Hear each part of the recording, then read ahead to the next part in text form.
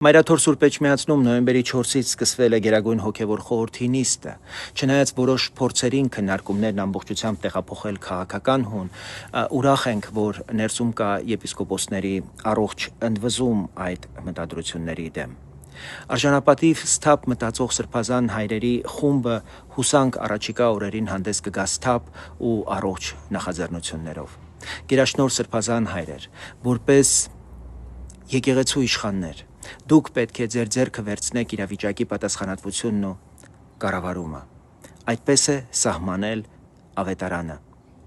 Դուք եք եկեղեցու իշխանները։ Դրա այլընտրանքը քաոսն է եւ իրավիճակի անհաղթահարելի ընթացքը, որը դուք չեք կարող թույլ տալ։ Եկեղեցու բարեփոխումն ու ռեֆորմները պետք է սկսվեն ներսից ձեր առաջնորդությամբ։ Դրսից թելադրելու բան չկա։ Մեր խնդիրը երկրի կարևոր օրակարգերին, սպառնալիքներին, մարտահրավերներին եւ ամենակարևորը հնարավորություններին համերաշխ արձագանքող եկեղեցական վերանխավ ունենալն է։ Թող հստակ լինի սահմանը։ Եկեղեցականը կարող է սիրել ում ուզում է, կարող է չսիրել ում ուզում է, կարող է որքան ուզում է քաղաքական լինել, բայց չի կարող լինել կուսակցական, որովհետեւ եկեղեցին ժողովուրդն է, եկեղեցին բոլորինն է։